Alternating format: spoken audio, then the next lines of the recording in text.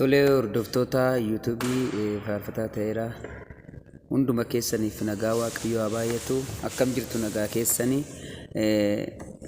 waaqayyo nu gargaaree obboleessi faarfataa Badhoo Abdii kan jedhamu faarfannaa haaraa hojjetee jira.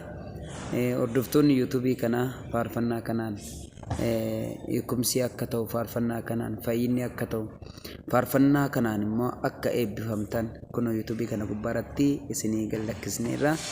Akkuma mala keessanii yuutuubii kana guddisuudhaaf subscribe gochuu keessanii hin dagatinaa isiniin jenna.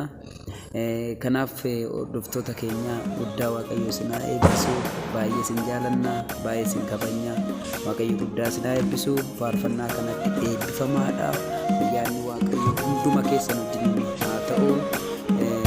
Kana qofa miti, yeroo hundumayyuu faarfannaa haaraa yuutuubii kana gubbaatti argachuu hin dandeessan. Yeroo kamiyyuu yuutuubii kanatti maamila ta'a.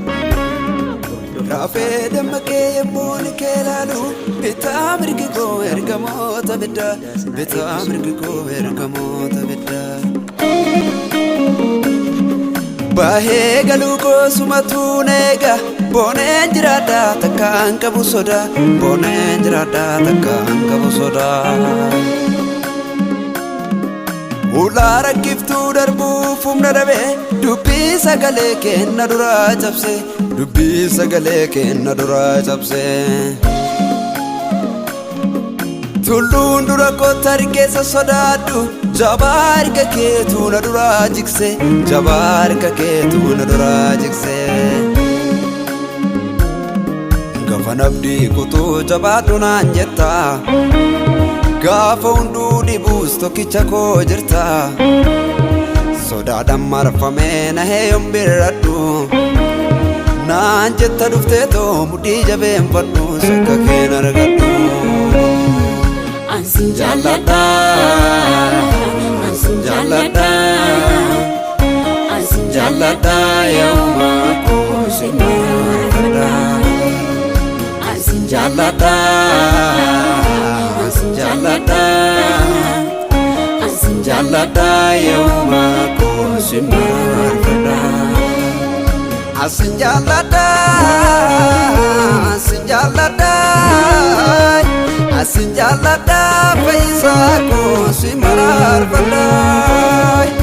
Asin jaalladha, asin jaalladha, asin jaalladha yooma koo si marfadha.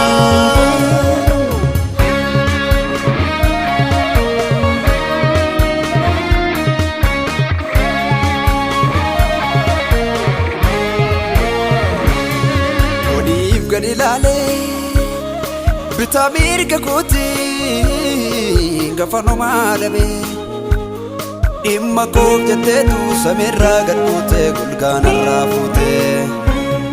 Anaaf geeddarteetta boofaa baarsa kooti narraa conkolaafte. Dhaabbatan sochoone tulluu galataatti fuute ol labaafte. Galata kee guutee alli manni koo maqaa kee weeddisa. Anjabaa kan jedhu meechasaa bahu beekamaan goonnisa. Ilma namaa baddee boru biyyoo taatu umuriin muraasa. Durii turte sichis kan jiraatu keena dibaa akkisaan na faarfachiisa.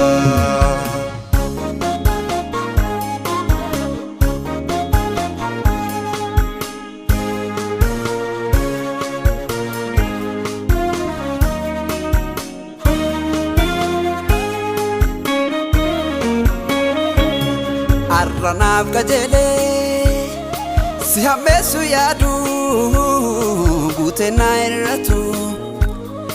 Qabeenyi koo si maddaara galfii koo gahaadha naafatu. Aadu dur waa'ee kee gurra koo dhagahee amma jaanan argee. Jiruun toora dhabee lafoonaa gogaan koo sagalee kee margee. Karaan harkaa badee jooretuun jawwaru feete na gargaaru. Takkaa ofiin qusannee wallaansa koof jettee naan ga'uma kee firroo. Sanyii mallee keessa harki kee na fuudhee qomoo addaa na godhee maaltu natti irrata siif kufee yoon cabee ulfina keef jedhee si yaaddoon baafadhee. Ansin jaalladha, ansin jaalladha, ansin jaalladha yooma koo si marfadha. Ansin jaalladha, ansin jaalladha, ansin jaalladha yooma koo si marfadha.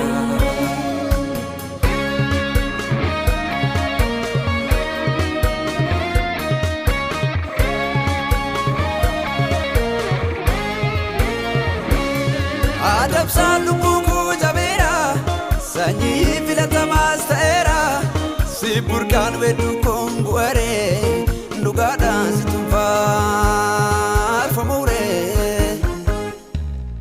Gooti beekamaan inni maqaa qabu morkaa morkataan kan akka keen jiru.